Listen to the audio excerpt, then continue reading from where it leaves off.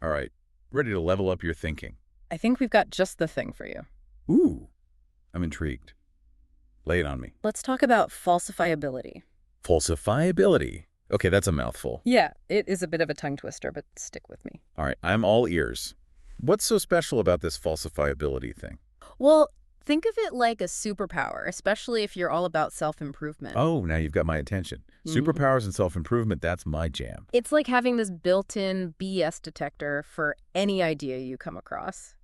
Helps you sort the good stuff from the not so good stuff. I like where this is going. So how does this BS detector work? We've got some excerpts from the Wikipedia article on falsifiability. Oh, Wikipedia, the ultimate source of knowledge.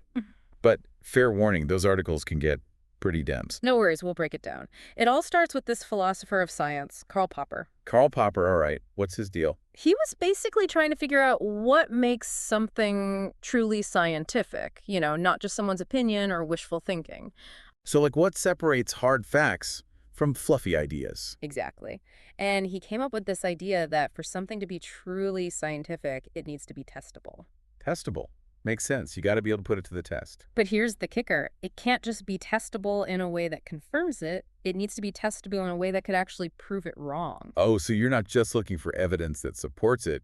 You're looking for evidence that could shoot it down. That's the heart of it. He called this falsifiability. So if an idea can't be falsified, if there's no way to prove it wrong, then it's probably not that strong of an idea. You got it. It might sound counterintuitive, but it's incredibly powerful, especially in the self-improvement world. I'm starting to see that. There's so much advice out there, so many different theories. How do I know what to trust? Falsifiability gives you a framework for figuring that out.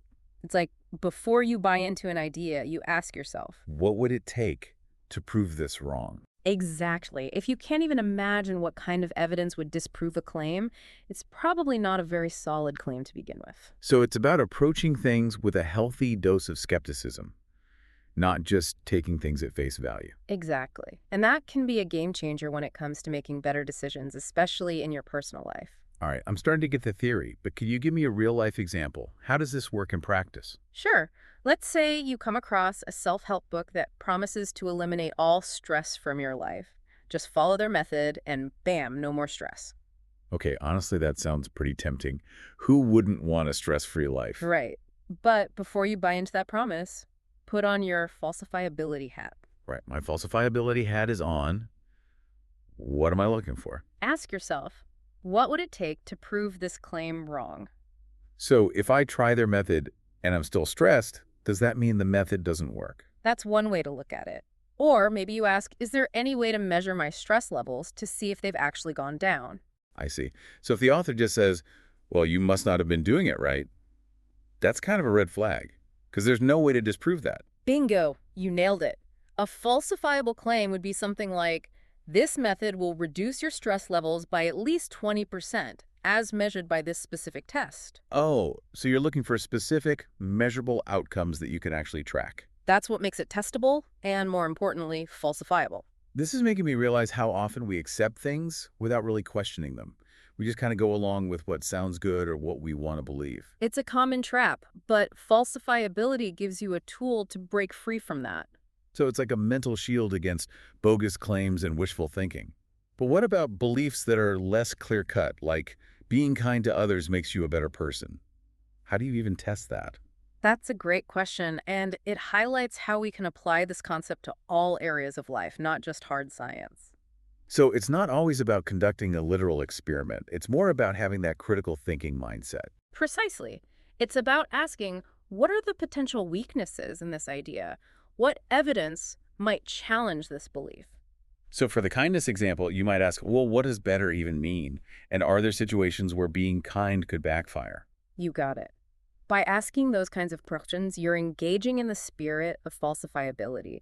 You're forcing yourself to think more critically and to avoid just blindly accepting things because they sound nice or feel good. I'm loving this. It's like a mental workout for my beliefs.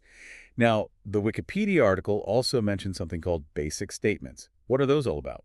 Ah, yes, basic statements. Think of them as the building blocks of evidence. Okay, so they're like the raw data that you use to test a theory. Exactly. They're simple, observable facts that you can point to.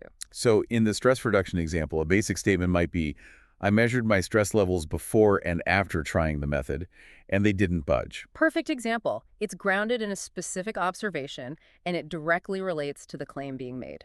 This is making me realize how much we rely on assumptions and vague ideas. We don't always take the time to look at the actual evidence. And that's where falsifiability can be such a powerful tool. It encourages us to look for those basic statements, those concrete pieces of evidence. So it's about upgrading from casual opinions to a more solid, evidence-based way of thinking. I like how you put that. It's like building your knowledge on a stronger foundation. I'm all about upgrading my foundation. But I have to admit, the Wikipedia article was a bit heavy.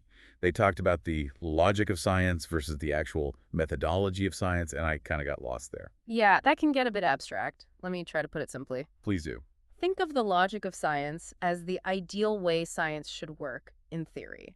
Okay, so like a perfect blueprint for scientific thinking. Exactly.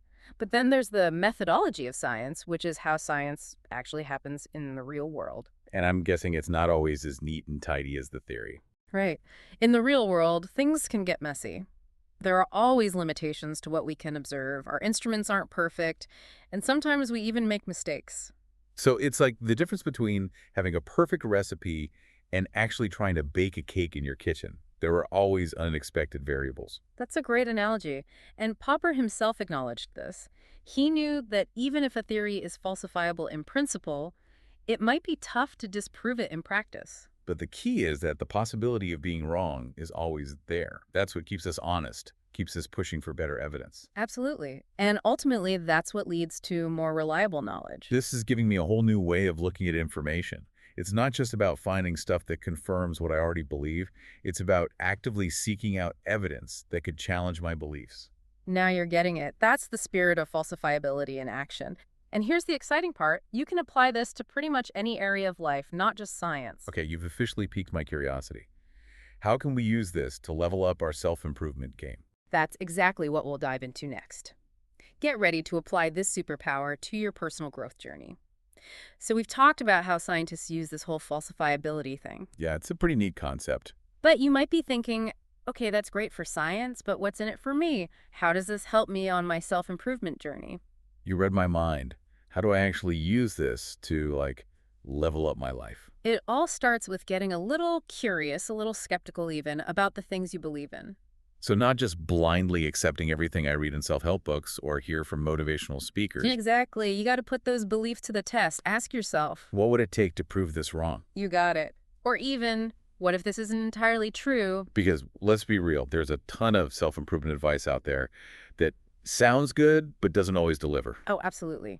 And that's where falsifiability comes in. It helps you filter out the fluff and focus on what actually works. Okay, I'm liking this. So, give me an example. How would I use this in a real-life situation?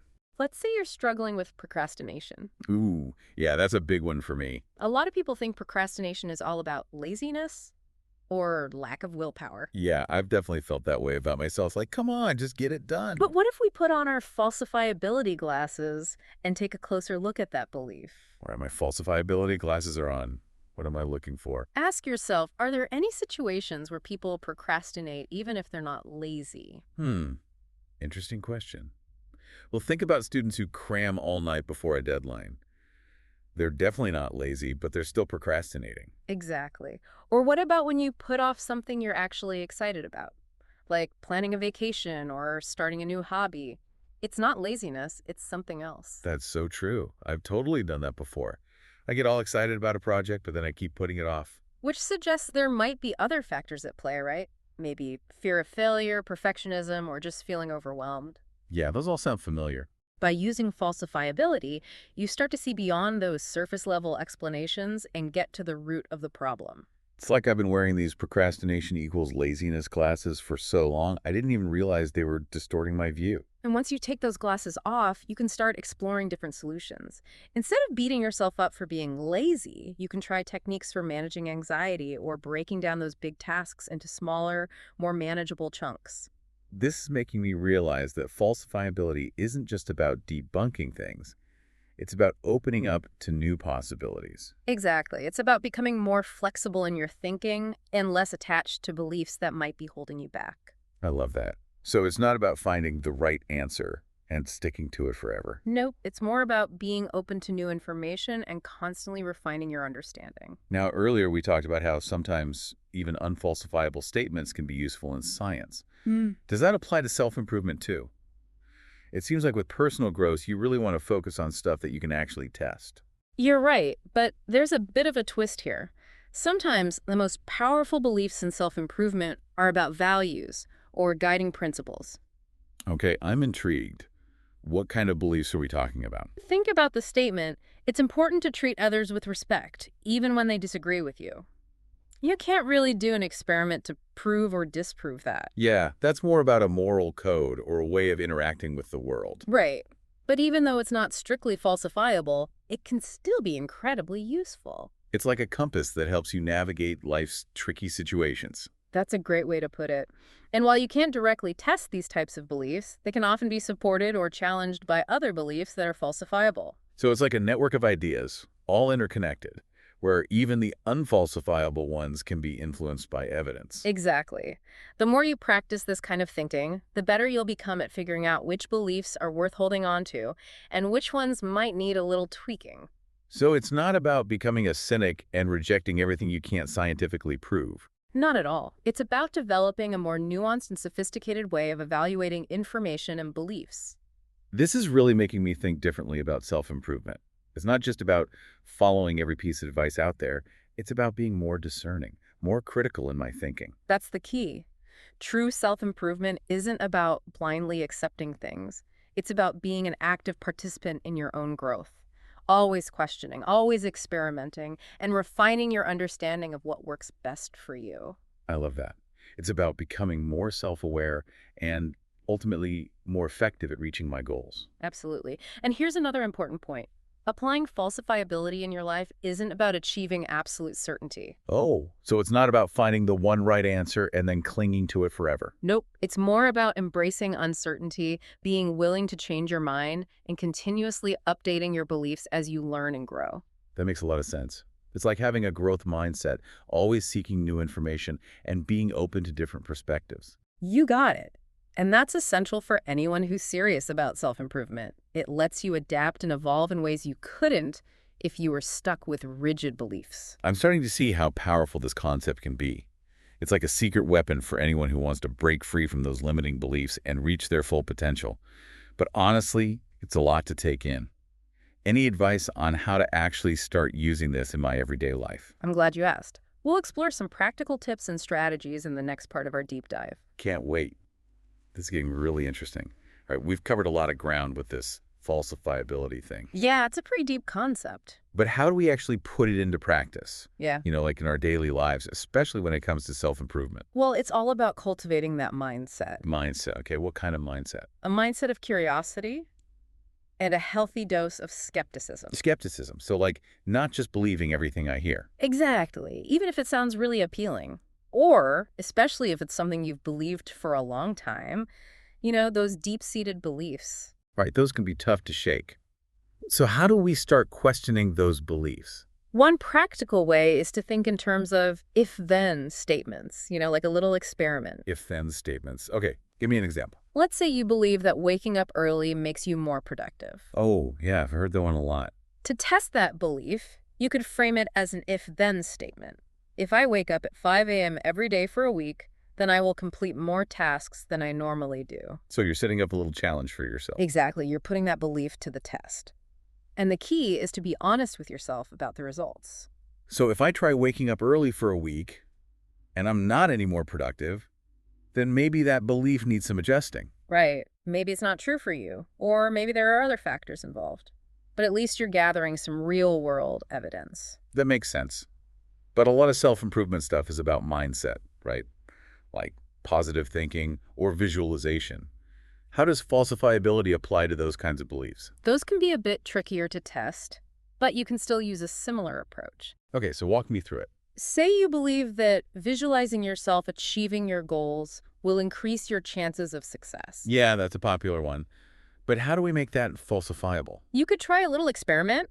Focus on visualizing a specific goal for a set period of time, and then track your progress. So like really pay attention to whether my visualization is actually leading to any real results. Yes. Yeah. Is it actually helping you move towards your goal, or is it just making you feel good in the moment? So it's not just about how it feels, it's about the tangible outcomes. Exactly. And that's where those basic statements come back into play. Oh, right, those observable facts. What are the specific things you can point to that either support or challenge your belief? This whole conversation is making me rethink my approach to self-improvement. In what way? I'm realizing it's not about blindly following every bit of advice or clinging to beliefs just because they make me feel good. That's a huge insight. It's about being more critical, more discerning. It's about being an active participant in your own growth. Yes, not just passively absorbing information. Always questioning, always experimenting, and refining your understanding of what actually works for you. I'm really starting to see how powerful this concept can be. It's a game changer. It's like a secret weapon for self-improvement. Well, maybe not so secret anymore. True. So any final words of wisdom for our listeners who are ready to embrace this falsifiability superpower? Embrace the possibility of being wrong. Ooh, that's a good one. Don't be afraid to challenge your beliefs.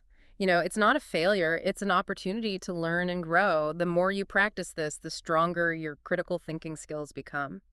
And the better equipped you'll be to navigate the world of self-improvement and life in general. This has been an incredible deep dive. We started with this kind of complex scientific concept. Falsifiability. Yes, but it's actually a really practical tool. For anyone who's serious about personal growth. It's about asking those tough questions, testing our assumptions, and being open to new perspectives.